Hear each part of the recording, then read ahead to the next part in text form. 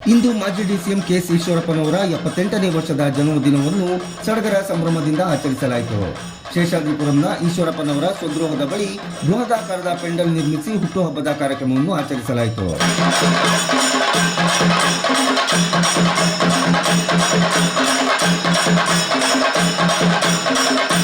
ನಾನೂರು ವೈದಿಕರಿಂದ ರುದ್ರಪಾರಾಯಣ, 2000ಕ್ಕೂ ಹೆಚ್ಚು ದಂಪತಿಗಳಿಂದ ಸಾಮೂಹಿಕ ಸತ್ಯನಾರಾಯಣ ಪೂಜೆ ಸೇರಿದಂತೆ ಹಲವು ಕಾರ್ಯಕ್ರಮಗಳನ್ನು ಹಮ್ಮಿಕೊಳ್ಳಲಾಗಿತ್ತು.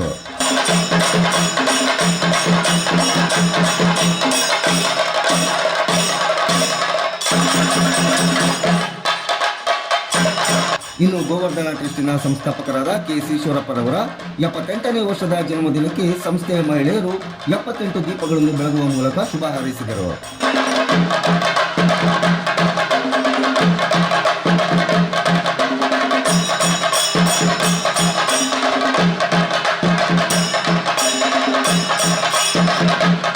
ಉಡುಪಿಯ ಪೇಜಾವರ ಶ್ರೀಗಳು ಹಾಗೂ ಬೆಕ್ಕಿನ ಕಲ್ಮಠದ ಮುರುಘರಾಜೇಂದ್ರ ಸ್ವಾಮಿಗಳು ಸೇರಿದಂತೆ 10 ಹಲವು ಮಠಾಧೀಶರು ಈಶ್ವರಪ್ಪನವರಿಗೆ ಆಶೀರ್ವದಿಸಿದರು.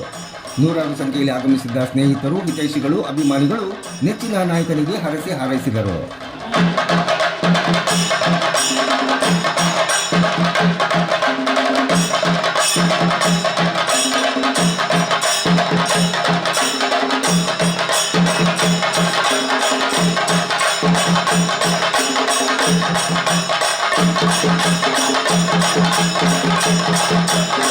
ಹಿಂದೂ ಹುಲಿ ಎಂದೇ ಕರೆಯಲ್ಪಡುವ ಕೆ. ಎಸ್. ಈಶ್ವರಪ್ಪನವರ ಜನ್ಮದಿನಕ್ಕೆ ನಿರ್ಮಿಸಲಾಗಿದ್ದ ವೇದಿಕೆಯಲ್ಲಿ ಒಂದೆಡೆ ಸತ್ಯನಾರಾಯಣ ಸ್ವಾಮಿ ಭಾವಚಿತ್ರವಿಟ್ಟು ಪೂಜೆ ಸಲ್ಲಿಸಿದರೆ, ಇನ್ನೊಂದೆಡೆ ತಾಯಿ ಭಾರತಾಂಬೆ ಸೇರಿದಂತೆ RSS ಸಂಸ್ಥಾಪಕರಾದ MS ಗೌಡ್ಕರ್ ಹಾಗೂ ಡಾಕ್ಟರ್ ಹೆಡ್ಗೇವಾರ್ ಭಾವಚಿತ್ರಗಳನ್ನಿಟ್ಟು RSSನ ದಕ್ಷಿಣ ಪ್ರಾಂತ ಸಹ ಕಾರ್ಯವಾಹ ಪಟ್ಟಾಭಿರಾಮ್ ರಾವ್ಗೆ ಮಂಗಳ ನಿಧಿಯನ್ನು ನೀಡುವ ಮೂಲಕ ತಮ್ಮ ರಾಷ್ಟ್ರಭಕ್ತಿಯನ್ನು ಮೆರೆದರು.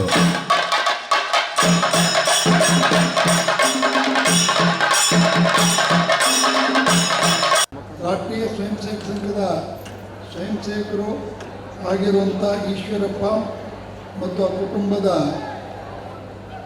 ಎಲ್ಲ ಆತ್ಮೀಯ ಬಂಧುಗಳ ಒಂದು ಕೋರಿಕೆ ಮೇಲೆ ಈಶ್ವರಪ್ಪನ 70ನೇ ಜನ್ಮದಿನದ ಆಚರಣೆ ನಡೀತಾ ಇದೆ. ನಮ್ಮ ಸಮಾಜದಲ್ಲಿ ಒಂದು ವಿಶೇಷವಾದ ಪರಂಪರೆ ಮೊದಲಿಂದನೂ ಬರ್ತಾ ಇದೆ.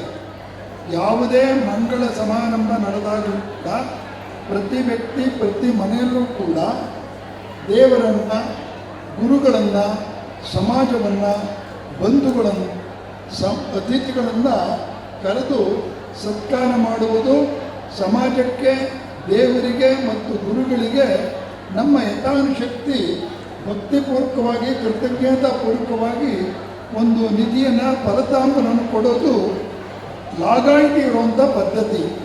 ಇದೇನೋ RSS ಬಂದ ಮೇಲೋ ಯಾವುದೋ ಮಠ ಮಂದಿರ ಶುರು ಆದಮೇಲೆ ಆಗಿರುವಂಥದ್ದಲ್ಲ. ಭಾರತ ಯಾವಾಗ ಉದಯ ಆಯಿತೋ ಅವಾಗಿಂದನೂ ಇದೆ.